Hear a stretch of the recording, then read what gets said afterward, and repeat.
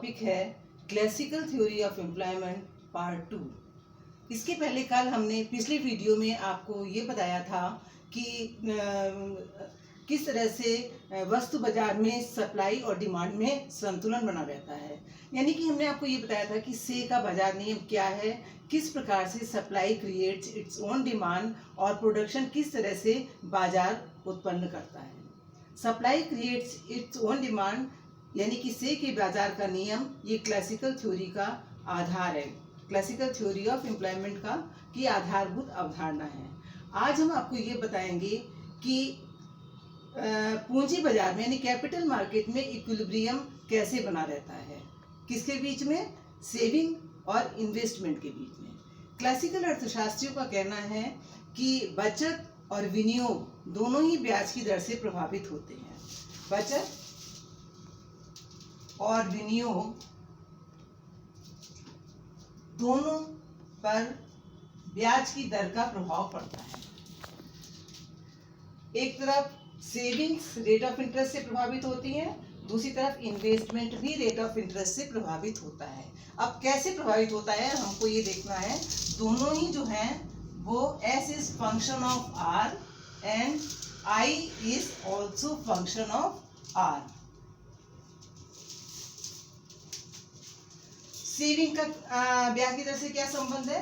जैसे जैसे rate of interest बढ़ेगी वैसे वैसे सेविंग भी बढ़ेगी और रेट ऑफ इंटरेस्ट कम होने पर सेविंग कम होगी। यानी कि रेट ऑफ इंटरेस्ट और सेविंग्स में सीधा संबंध पाया जाता है। रेट ऑफ इंटरेस्ट बढ़ेगी तो सेविंग भी बढ़ेगी, रेट ऑफ इंटरेस्ट कम होने पर सेविंग कम होगी। जबकि विनियोग और रेट ऑफ इंटरेस्ट में विपरीत संबंध पाया जाता है।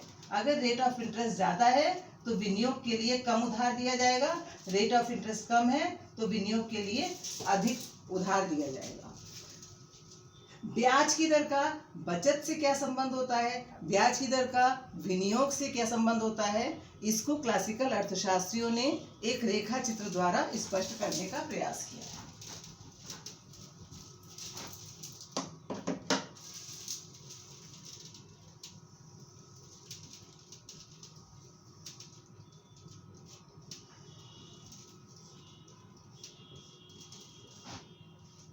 एक्स एक्सिस पर हम दिखाएंगे सेविंग एंड इन्वेस्टमेंट,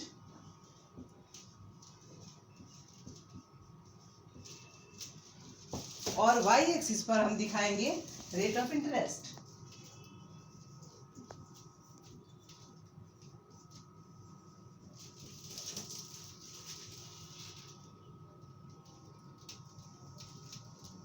ये विनियोग रेखा है, इन्वेस्टमेंट कर। आप लोग देख रहे हैं कि विनियोग रेखा बाएं से दाएं नीचे की ओर झुकती हुई है। इसका क्या कारण है? इसका कारण ये है कि ब्याज की दर जब ऊंची होती है तो लोग विनियोग के लिए कम उधार लेते हैं, ब्याज की दर नीचे हो जाने पर अधिक उधार लेते हैं और नीचे हो जाने पर और अधिक उधार लेते हैं।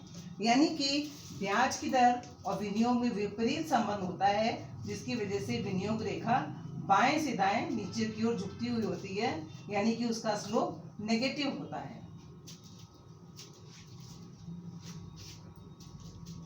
अब सेविंग कर्व बना रहे हैं।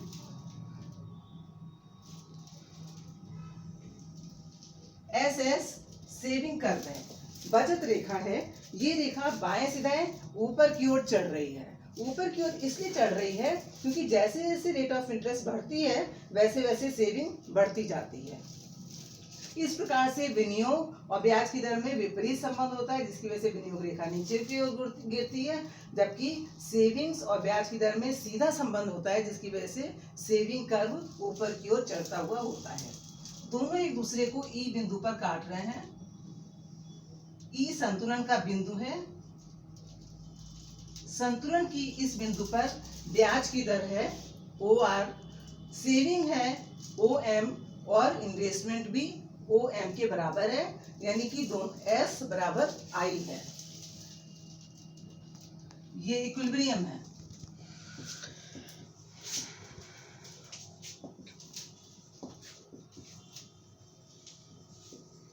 Equilibrium in capital market. अब इसके बाद अगर रेट ऑफ इंटरेस्ट बढ़ के R डैश हो जाती है तो क्या होगा, सेविंग होगी, इन्वेस्टमेंट होगा R-A, सेविंग होगी R-B, सेविंग ज्यादा होगी, इन्वेस्टमेंट कम होगा, A से B तक एक्सेस सेविंग होगी।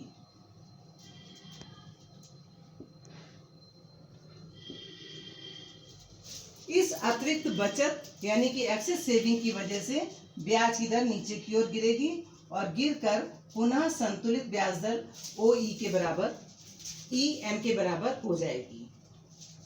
अल्पकाल में तो बचत विनियोग एक दूसरे से अधिक या कम हो सकते हैं, लेकिन दीर्घकाल में ब्याज की दर इस तरह से कार्य करती है कि दोनों में समानता हो जाती है, यानी S बराबर I हो जाता है। ये है कैपिटल मार्केट में इक्विलिब्रियम। कहने का मतलब है कि बचत और विनियोग में असमानता को दूर कौन करता है, ब्याज की दर दूर करती है। अब हम बताते हैं आपको कि ये जो क्लासिकल थ्योरी ऑफ मनी का पार्ट 2 है, इसकी मुख्य बातें क्या हैं।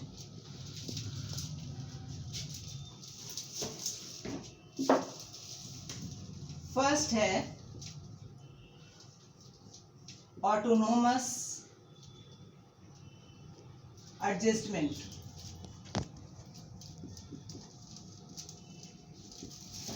आर्थिक प्रणाली जो है वो सतह समायोजनशील होती है, इसमें अपने आप ही परिवर्तन होते रहते हैं। ये अगर कभी सप्लाई और डिमांड में अंतर आता है या बचत विनियोग में अंतर आता है तो आर्थिक क्रियाएं इस ढंग से कार्य करते हैं कि कुछ समय के बाद पुनः संतुलन स्थापित हो जाता है। दूसरी विशेषता ये है कि ओवर प्रोडक्शन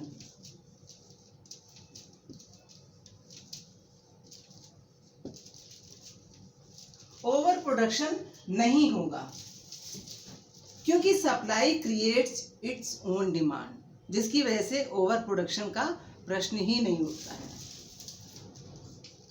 तीसरी बात है फुल एम्प्लॉयमेंट।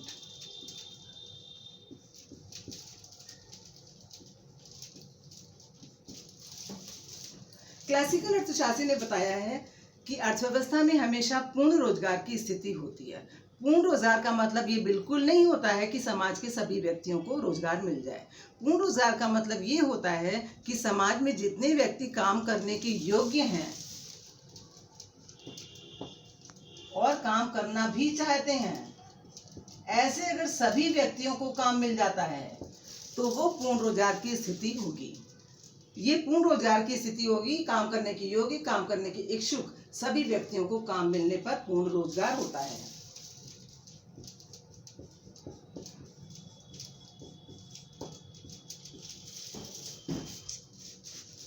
अर्थव्यवस्था में अगर कभी बेरोजगारी होती भी है तो कुछ समय के बाद आर्थिक क्रियाएं इस ढंग से काम करती हैं कि स्वतः संतुलन स्थापित हो जाता है, यानी कि पूर्ण रोजगार स्थापित हो जाता है। अर्थव्यवस्था में बिल्ट इन फ्लेक्सिबिलिटी,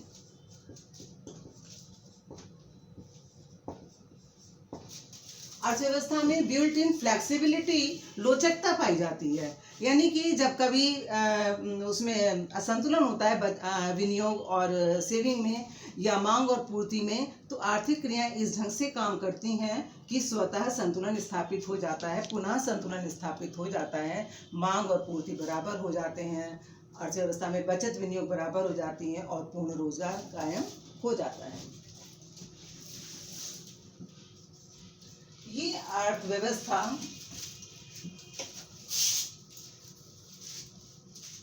स्वतः क्रियाशील होती है, स्वतः समायोजन की शक्ति होती है, समस्याओं को स्वतः सॉल्व करने की शक्ति इसमें होती है, इसलिए सरकारी हस्तक्षेप की कोई आवश्यकता नहीं होती है, यानी कि सरकारी हस्तक्षेप का अभाव होता है।